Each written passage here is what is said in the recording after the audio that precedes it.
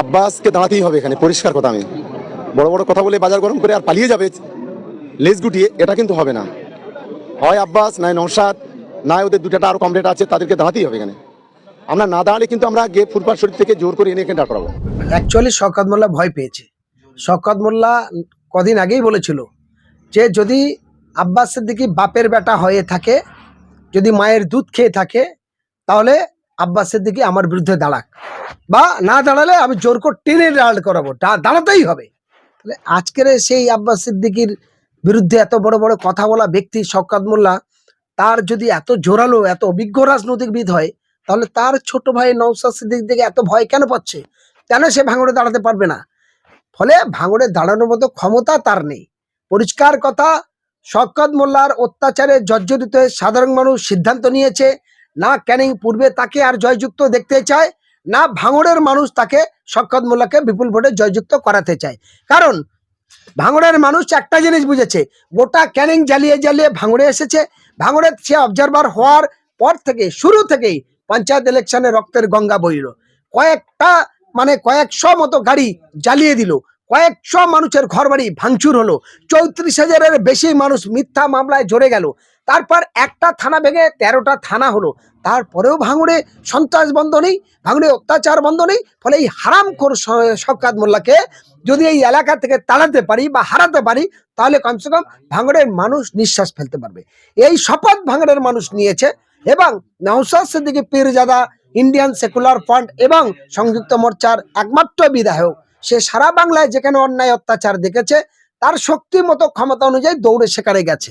আমি তার দল করি না, কিন্তু তার লড়াই, তার আন্দোলনকে তো স্বাগত জানাতে হবে। সেইভাবেই আমরা তাদের সমর্থন জানাচ্ছি।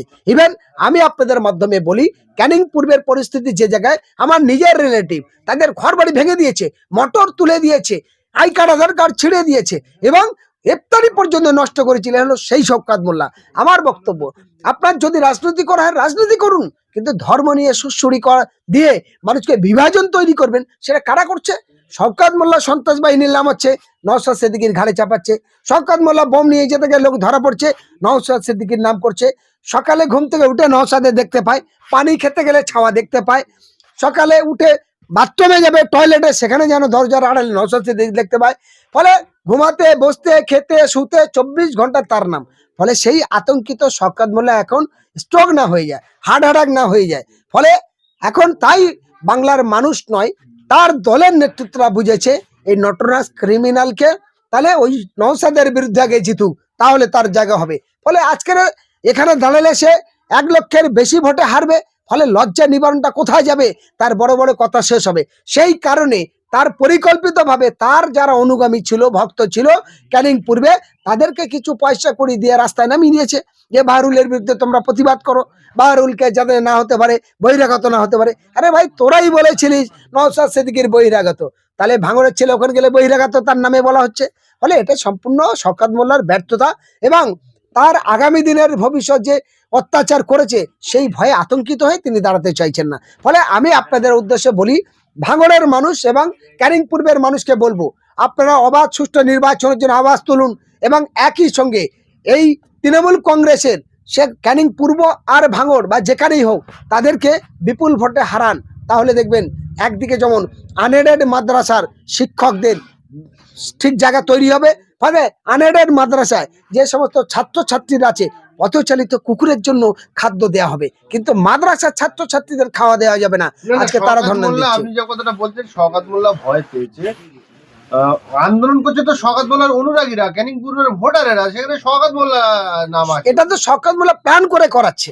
প্ল্যান করে শওকত মোল্লা, তার অনুগামীরা, তার হাইকমান্ড, তারা সিদ্ধান্ত নিয়ে প্রার্থী ঘোষণা করেছে। ফলে সেখানে আচমকা ভাবে শওকত মোল্লার নিয়ে বিক্ষোভ। কেন বিক্ষোভ?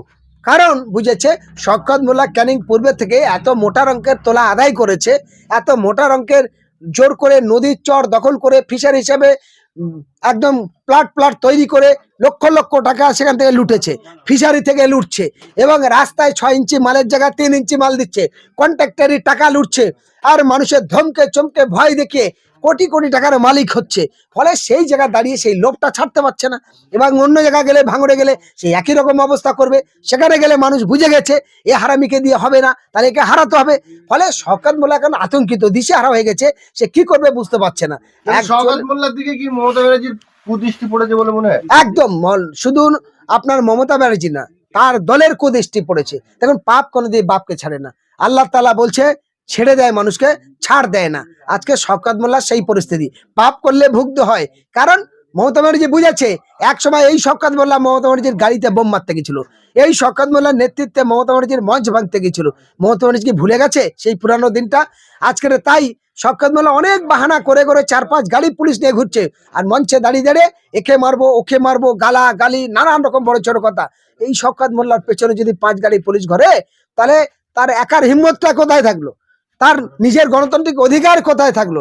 ফলে নিজে ভয়তে এত গাড়ি নিয়ে ঘুরছে, আর অন্য মানুষের বাজার গরম করে দেয়, দাঙ্গা লাগিয়ে দিচ্ছে। আমার বলার বক্তব্য এই জায়গায়, এই শওকত মোল্লার প্রলোভনে পড়ে ভাঙড়ে একটা থানা ভেঙে 13টা থানা হলো। এই শওকত মোল্লার প্রলোভনে পড়ে ভাঙড়ে গতবারে পঞ্চায়েত নির্বাচনে দেখলাম 25 থেকে 40 খানা গাড়ি জ্বললো। এই শওকত মোল্লার চক্রে পড়ে ভাঙড়ে কয়েকজনকে ঘর বাড়ি উড়ে গেল, পরপর গুলি চললো, রশিদ সহ কয়েকজনের প্রাণ গেল, তার ছেলে মেয়েরা অনাথ এতিম হলো, তাদের বাড়ির স্ত্রীরা। এই যে আরাবুল ইসলাম আইএসএফ এ গেলেন, এর দায়ও কিন্তু আরাবুল ইসলাম সাহেব এই শওকত মোল্লার ঘাড়ে চাপাচ্ছে। একদম, সেটা তো শিওর। কারণ শওকত মোল্লা জুম্মা জুম্মা 8 দিন এসছে টিএমসি, কিন্তু তৃণমূল কংগ্রেসের জন্ম লঙ্ঘন থেকে শুরুই থেকে এই দলের সঙ্গে ছিলেন আরাবুল ইসলাম। ইভেন এই আরাবুল ইসলাম এই দল করতে গিয়ে প্রথম এমএলএ হলেন, অনেক অত্যাচারিত হলো, এই দল থেকে অনেকবার সাসপেন্ড হলো। অতএব ভাঙড়ের গন্ডগোলের জন্য 1 নম্বর আসামি যে, তার নাম হলো শওকত মোল্লা, সে জেলে গেল না, অথচ তার প্ল্যানে এই আরাবুল ইসলাম জেলে গেল। তারপর এতদিন ছিলেন, ধৈর্য হারা হয়ে গিয়ে সে ভাবছিল কোথায় যাবো। তারপর অবশেষে তার আইএসএফ ছাড়া অপশন নেই, তাই আইএসএফ এর দলে যোগ দিয়েছেন। ফলে আমরা তাদেরকে ধন্যবাদ জানাই। আমি তার দল করি না, আইএসএফ করি না, কিন্তু আপনি তো ক্যানিং পূর্ব বিধানসভার ভোটার।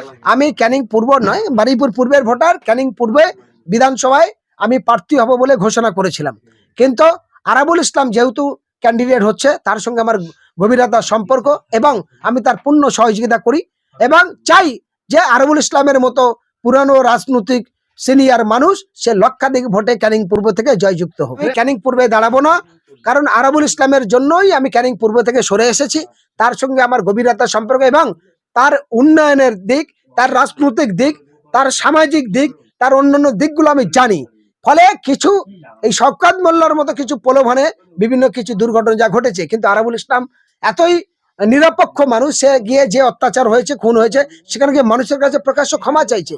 আল্লাহ তাআলা বলছে যে ক্ষমা, দুর্ঘটনা ঘটে যদি নিজে ক্ষমা চায়, এর থেকে ক্ষমা প্রার্থী কিছু হয় না। তাই করেছে, সে ক্ষমা চেয়েছে।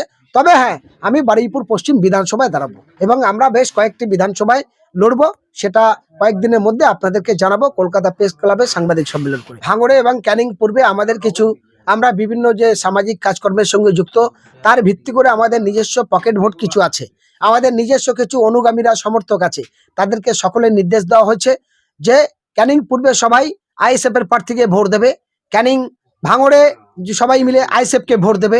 আমাদের অনুগামীদের বলা আছে মহেশতলাতে সেকেন্ড সিপিআইএম কে ভোট দেবে, যাদবপুরে সিপিআইএম প্রার্থীকে ভোট দেবে, রেজিনগরে এবং বেলডাঙ্গায় হুমায়ুন কবিরকে ভোট দেবে, আপনার বহরমপুরে অধীর চৌধুরীকে ভোট দেওয়া, মালদার সুজাপুরে মৌসুমী বেনিজুরকে। কিন্তু অন্যান্য জায়গায় যে সমস্ত প্রার্থী আছে তাদের এগনেস্টে আমাদের প্রার্থী থাকবে। আমরা 200 সিট, 294টা সিটের মধ্যে আমরা 200 সিট আমরা এই বিরোধী রাজনৈতিক দলকে ছাড়বো। কিন্তু আমরা চাই যে বাংলায় যে স্বৈরাচারী ফাসিস্টবাদী সরকার চলছে এবং অত্যাচারী স্বজন পোষণকারী বাংলার 62 লক্ষ মানুষের ভোট অধিকার কেড়ে নেওয়া বিজেপি এবং তার সহযোগীকারী তৃণমূল, এই দুই দলের বিরুদ্ধে বিকল্প ঐক্য যাতে গড়ে ওঠে।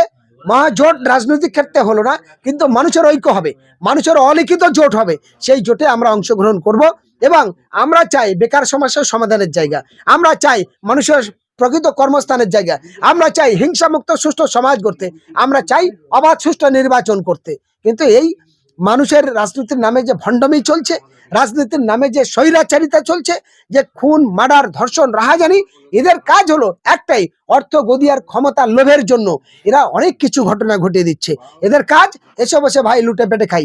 আপনি দেখেছেন একজন সিনিয়র সাংবাদিক, আপনাকে যথেষ্ট সম্মান শ্রদ্ধা জানিয়ে বলতে চাই, আপনি এর আগে স্বাধীনতার পর আমরা দেখেছি যে কোনো রাজনৈতিক দলের এত এমএলএ এমপি জেলে যেতে দেখিনি, একমাত্র তৃণমূল কংগ্রেসে দেখলাম।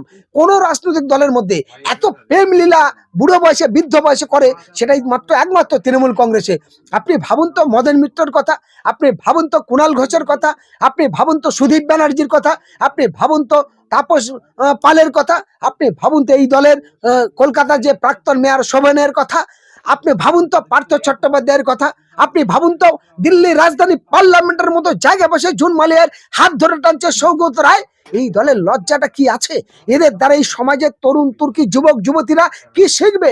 এই সমাজের আমাদের পরিবারের ছেলেমেয়েরা কি শিখবে? তারা প্রেম লীলা শিখবে, রাজধানীতে বসে করবে, পার্লামেন্টের বসের মধ্যে হাত ধরে টানবে। ফলে এদের লজ্জা আছে। ফলে গোটা দল তাদের একদিকে সুন্দরী সুন্দরী বান্ধবী নিয়ে নাচবে, আর একদিকে তোলা আদায় করবে, আর একদিকে টাকার পাহাড় পাওয়া যাবে, আর একদিকে খুন করবে, আর একদিকে মানুষের লুট করবে। এই লুট, এই দলের নামটা কি? মা মাটি মানুষ। মা মানে মায়েদের কোনো ইজ্জত নেই, মহিলাদের কোনো ইজ্জত নেই, আর মাটির মানে তোলাবাজ। আর মা মাটি মানুষ, মাটি মানে শেষ, মা মানে ধর্ষিতা, আর মানুষ মানে মানুষের সঙ্গে দ্বিচারিতা। ফলে এই তিনটে সংযুক্ত মিলিয়ে গোটা বাংলা যারা আতঙ্কিত করে তুলেছে, গোটা বাংলার মানুষকে যারা রাস্তায় নামিয়ে দিয়েছে, একদিকে তোমরা কাজের জন্য আন্দোলন করো, আর একদিকে বলছে তোমরা চাকরির জন্য আন্দোলন করো। ফলে তাদের অবস্থাটা কোন জায়গায় দাঁড়িয়েছে? এই সমাজের দ্বারা এদের দ্বারা পরিবর্তন হবে। তারপরে কিছু অসামাজিক মানুষ আছে যারা ধর্মের নামে একসময় অনেক বড় বড় কথা বলতেন, তারা সর্বনাশ জাগে এসছে।